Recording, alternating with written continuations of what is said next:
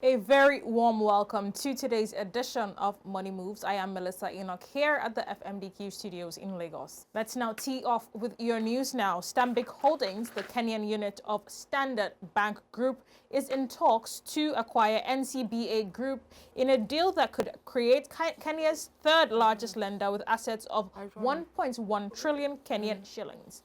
NCBA, valued at 114 billion shillings, has seen its share price rise 40% over the past year, though discussions remain confidential and unfinalized.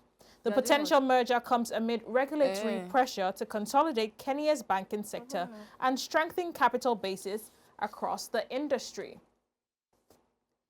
At the World Bank IMF annual meetings in Lima, a new initiative, AgriConnect, is in the spotlight, aimed at transforming small-scale farming into a driver of sustainable growth, job creation, and food security.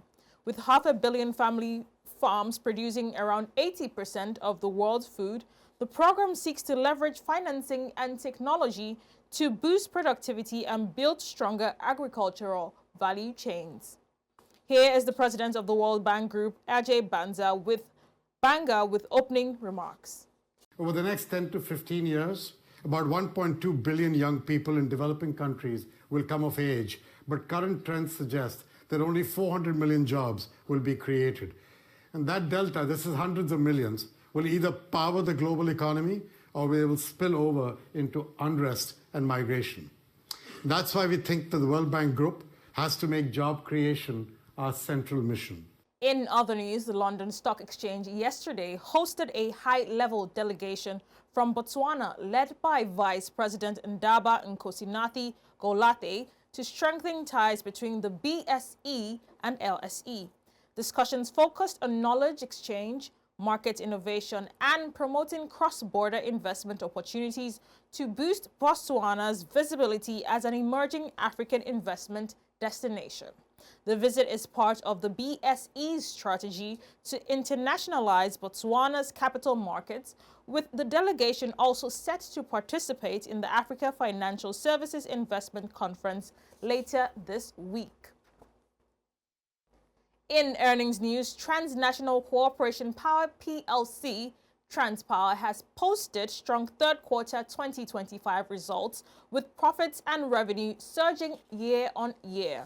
The company reported a 38% revenue jump to 308.5 billion naira for the 9 months ended September, while profit before tax rose 12.4% to 91.2 billion naira.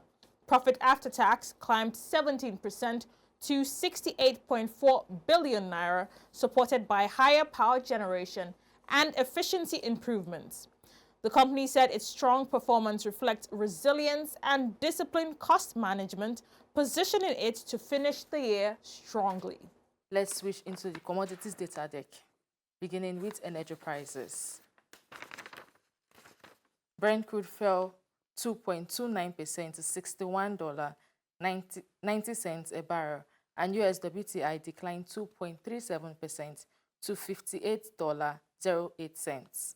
Natural gas dropped 2.28% to $3.04, while Arabic gasoline slipped 1.29% to $1.82 as of 13:15 GMT. Finally, two metals prices. Gold slipped 0.28% to $4,121.50 an ounce. Copper retreated 3.40% to $4.96 per pound, and platinum dropped 2.53%.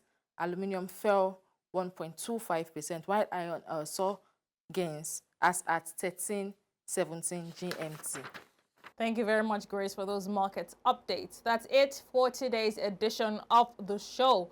From all of us here at the FMDQ studios, we say thank you very much for watching and bye for now.